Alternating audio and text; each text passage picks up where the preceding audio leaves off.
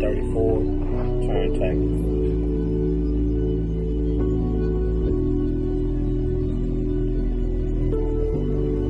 I think this was at a German.